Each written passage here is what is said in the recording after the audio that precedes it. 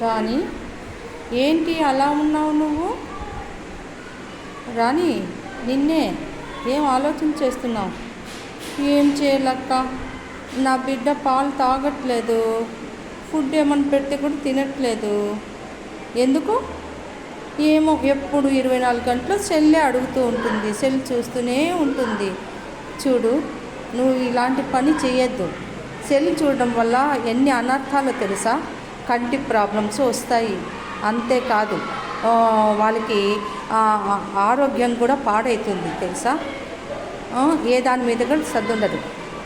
అవును, విజయ చెప్పేది నిజం. ఎందుకంటే పిల్లలు పిచ్చివాళ్ళు కూడా అవుతున్నారు తెలుసా. నిజమా? నిజంగా మాట అంటున్నావు? నా బిడ్డకు అలా పట్టకూడదు.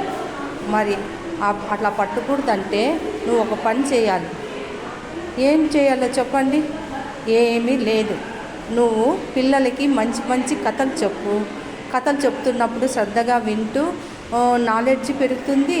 వాళ్ళు భోజనం కూడా బాగా చేస్తారు. అది నిజమే. రాణి చెప్పింది కూడా వినాం కదా. రాణికి సహాయం చేయాలి మనమంతా.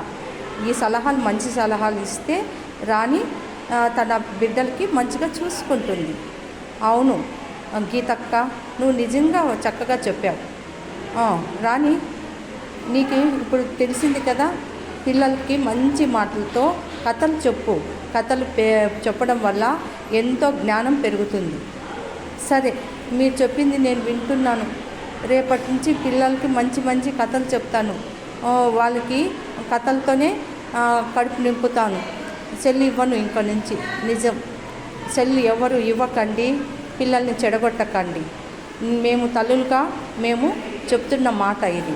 మీరు ఇదంతా విన్నందుకు మీకు ధన్యవాదములు. మీరందరూ పిల్లలకి ఆటలు పాటల మీద దృష్టిని పెట్టండి.